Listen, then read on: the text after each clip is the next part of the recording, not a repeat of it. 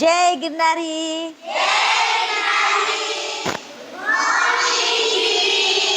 Very good morning. કેમ છો બધા? બોલો, મારે તો રોજ મજામાં જ હોય.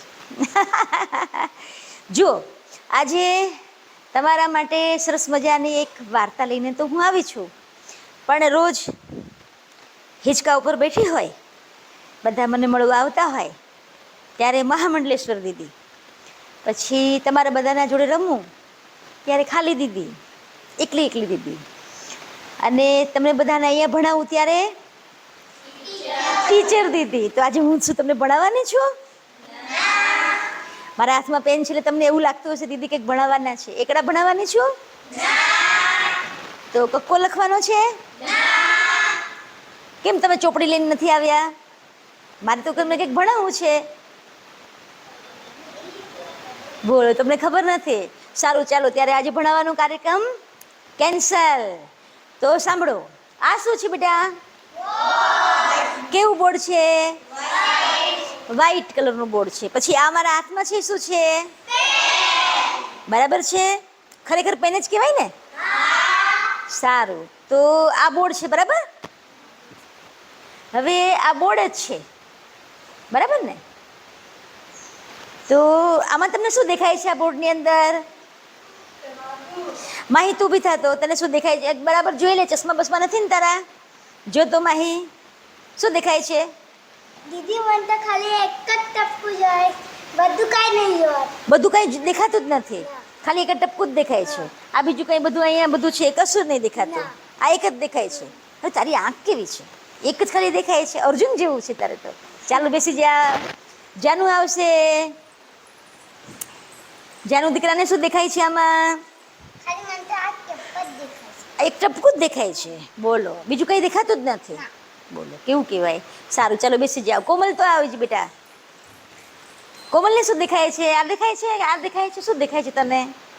મને તો દીદી ખાલી આ ટપકું જ દેખાય છે. આ ટપકું જ દેખાય છે, બીજું કંઈ દેખાતું જ નથી. આ વ્હાઈટ છે, આ બધું છે, આવું છે, આવું બધું કંઈ દેખાતું જ નથી, ખાલી આ ટપકું જ દેખાય છે.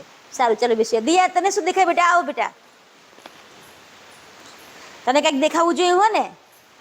કશું જ દેખાતું નહીં, મને ખાલી આ ટપકું જ દેખાય. આ ટપકું જ દેખાય છે. ચાલો, બીજા કોઈને કંઈ દેખાય છે? આવું છે કોઈને? હા, આવી જાય. ચાલ, હા, ધ્યાની તું પણ આવ, તું પણ આવ. ચાલો, બંને જણા આવી જાઓ. ધ્યાની પણ આવશે અને નાની ગંગા પણ આવશે. ગંગાને શું દેખાય છે? ટીપકું કાળું. સારું, ચાલો ચાલો. ધ્યાની અહીંયા આવો બેટા. તને શું દેખાય બેટા? દીદી, મને તો એક ટપકું દેખાય. આ ટપકું જ દેખાય છે, બીજું આ બધું નહીં દેખાતું અહીંયા કંઈ? આ એક જ દેખાય છે. સારું, ચાલો બેસી જાઓ. તો જુઓ, બધાને આખા વ્હાઈટ બોર્ડની અંદર કાળા કલરનું ટપકું દેખાય છે, ડોટ દેખાય છે, હે ને? હકીકતમાં કેવડું છે? નાનું એવું છે ને, કતિક કતિક, પણ તોય બધાને આ ટપકું જ દેખાય છે. કોઈને આ વ્હાઈટ બોર્ડ દેખાતું? કોઈને આ બીજું બધું કંઈ દેખાતું? માત્ર ને માત્ર આ ટપકું જ દેખાય છે. એવી જ રીતે આપણા જીવનની અંદર આપણે ગમે તેટલા સારા કામ કર્યા હશે, પણ એકાદું પણ જો કામ આપણાથી કંઈક નબળું થઈ જશે, આપણાથી કંઈક એવું કંઈક ગલત નિર્ણય લેવાઈ જશે, કંઈક ગલત કામ થઈ જશે, તો આ જગત આ વ્હાઈટ બોર્ડ નહીં જુએ. શું જોશે? આ ટપકું જોશે. ટપકાને શું કહેવાય? દાગ. આ શું છે? આપણા જીવનમાં કોઈ દાગ લાગી જશે તો આ જગતને માત્ર ને માત્ર દાગ દેખાશે. આ યાદ રાખજો. તમે અહીંયા દીકરીઓ છો એની પણ હું વાત કરું છું, અને આ બધા જ જે આ કથા જુએ છે બધાને હું કહીશ, તમે 99 કામ સારા કર્યા હશે, પણ જો એક તમારાથી કંઈક ગલત નિર્ણય લેવાઈ ગયો, એકાદું કંઈક ગલત કામ થઈ ગયું, તો આ જગત એને જ જોશે.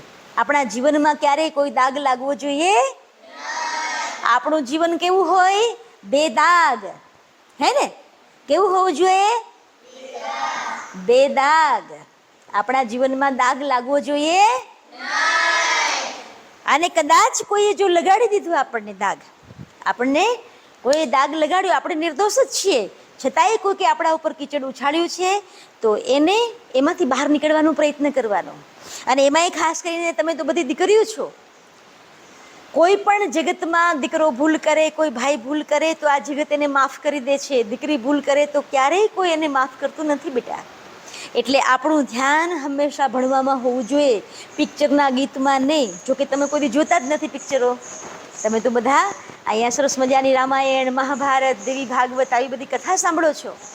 તમારા જીવનમાં આવું કશું નથી. પરંતુ છતાંય ભવિષ્યમાં પણ આપણા જીવનની અંદર આપણે બેદાગ હોવા જોઈએ. જેમ ગંગા નદી પવિત્ર છે એમ મારી દીકરીઓનું જીવન પણ પવિત્ર બને એવું હું ઈચ્છું છું. તો ચાલો આપણે સૌ ભેગા મળીને સંકલ્પ કરીએ કે આપણું જીવન બેદાગ બને, આપણું જીવન નિર્દોષ બને, નિખાલસ બને, અને આપણે સૌ એકબીજાને આપીએ સહકાર તો થાય સૌનો